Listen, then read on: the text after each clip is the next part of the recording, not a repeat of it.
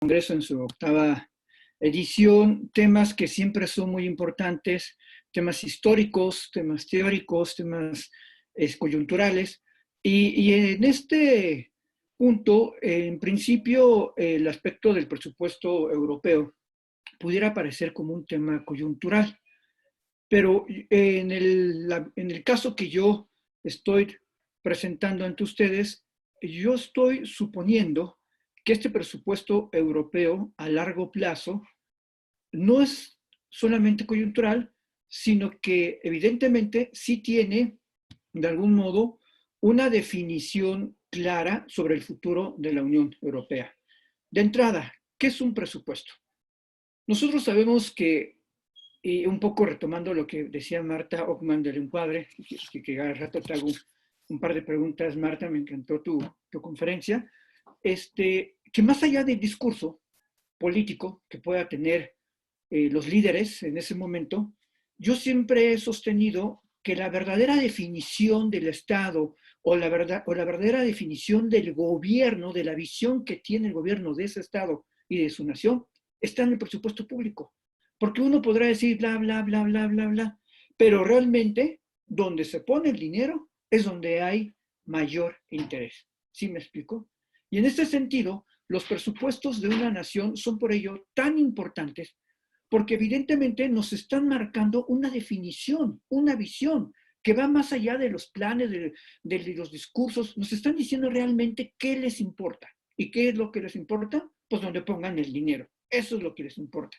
Visto de esta manera, evidentemente, este presupuesto tiene características también coyunturales por el COVID, que evidentemente también llevaron a una mayor, digamos, conversación, a un mayor consenso entre todas las partes europeas. Cuando digo todas las partes europeas, me refiero desde los gobiernos nacionales, incluso subnacionales, incluso locales, hasta todas las instituciones supranacionales de la Unión Europea. Recordemos nosotros, de aquí ya se había comentado, que en la crisis del 2008, pareciera que cada quien jaló por su camino, pareciera que cada quien abandonó este esquema de solidaridad y pareciera que cada quien quería salvarse como mejor pudiera. Esto es, le dieron la vuelta de alguna manera a lo que era el propio estructura de la Unión Europea y le dieron la vuelta también, por supuesto, a la Comisión, le dieron la vuelta a todo lo que pudieron y fueron decisiones básicamente de gobiernos, fueron decisiones básicamente intergubernamentales.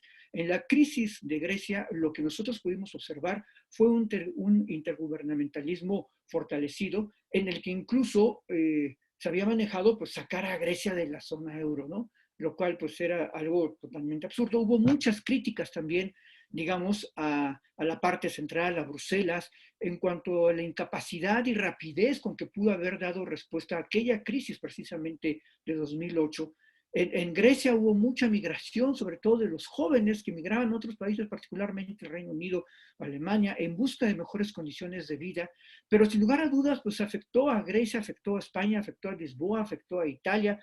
Berlusconi se mantuvo en el poder cuánto tiempo y nadie lo podía quitar, pero la crisis lo quitó. Finalmente los mercados y la crisis lo quitaron. Irlanda.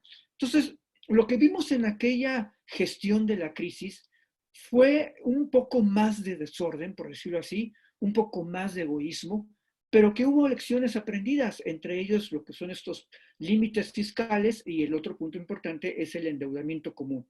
Hubo estas lecciones aprendidas que ahora en este contexto, precisamente de la negociación de un presupuesto a largo plazo, se suman y se ponen sobre la mesa.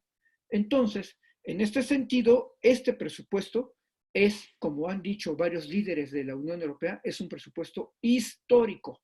Es histórico precisamente, en primer lugar, porque surge de entrada, aunque hay sus diferencias, por supuesto, surge de entrada de un gran consenso de todas las partes europeas. Y esto es fundamental. Eh, Además, este presupuesto, ya hablando del presupuesto a largo plazo, tiene sus características.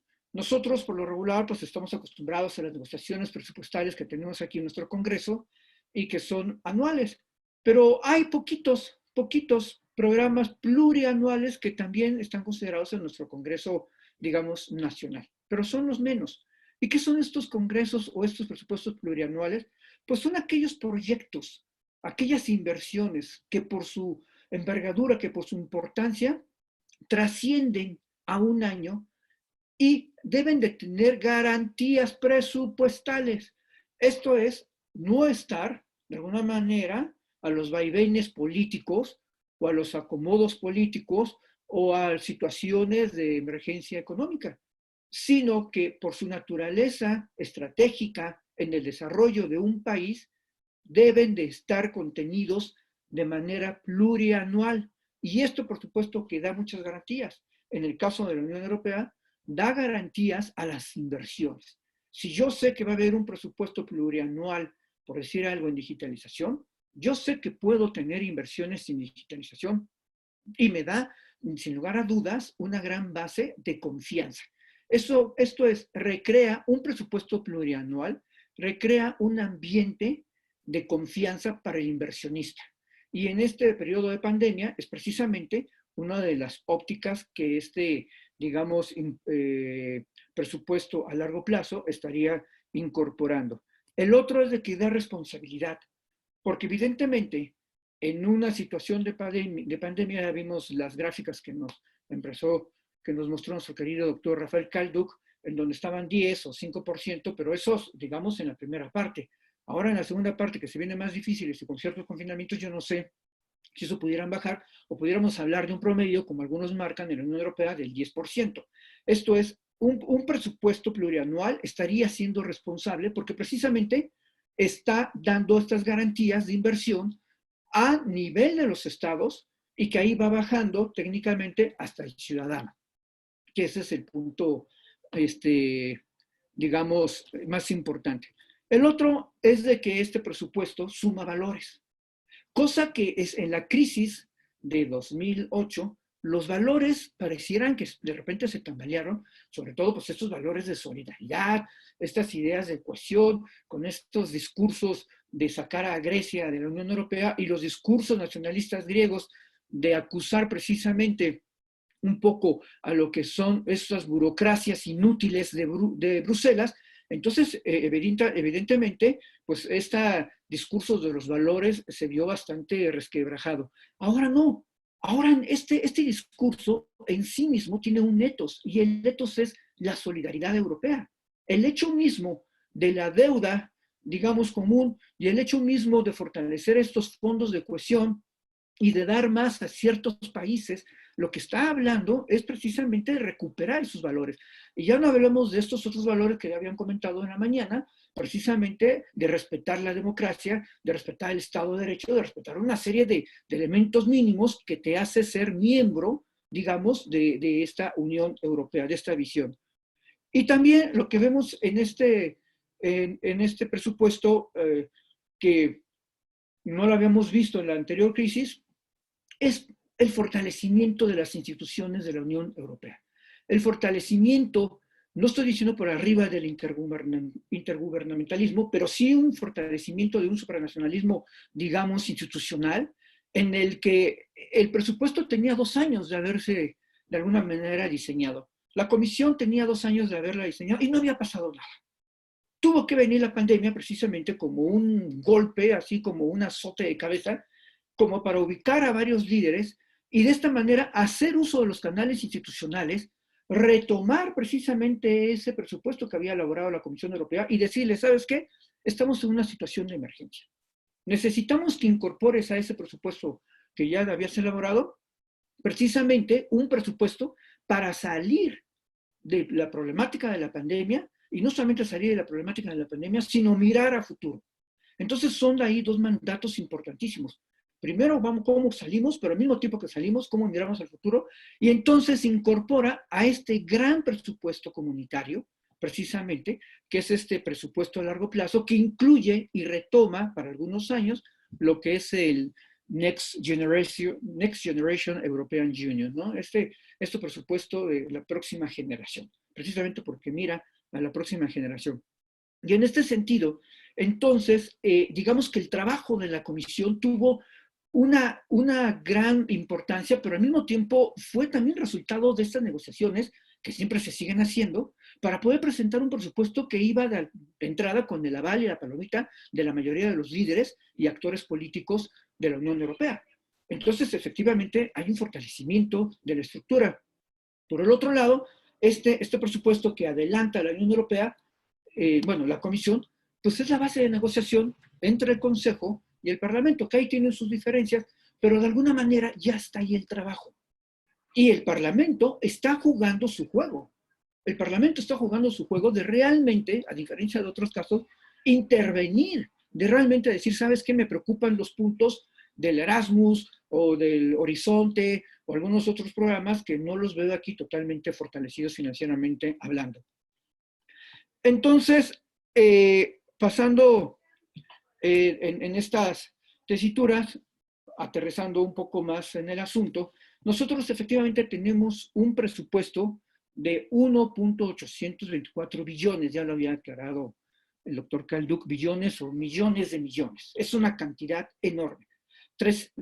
750,000 millones de euros para lo que es el Next Generation o este programa precisamente para sacar a la Unión Europea del impasse económico en el que se encuentra. Si mal no recuerdo, una cifra similar fue la que se utilizó para salvar también en aquel 2008, en la crisis de 2008, alrededor de 700 y fracción millones de euros también. Y en este sentido, nosotros tenemos esta canasta, que también fue un motivo de debate, de hasta dónde tenía que ser presupuesto netamente comunitario, y se llegó a 390,000 millones de euros en presupuesto comunitario y 360,000 en préstamos. Esta gran deuda común y que, bueno, se va a pagar a muchos años a futuro.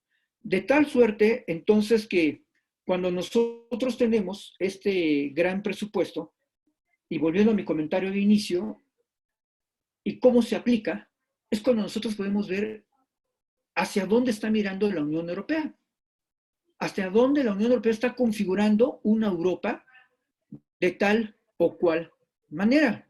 De ahí el título del presupuesto europeo a largo plazo en la definición de lo que es el futuro comunitario. Es cierto, este presupuesto puede representar de hecho representa más del 1% de lo que son los presupuestos nacionales. Eso es cierto.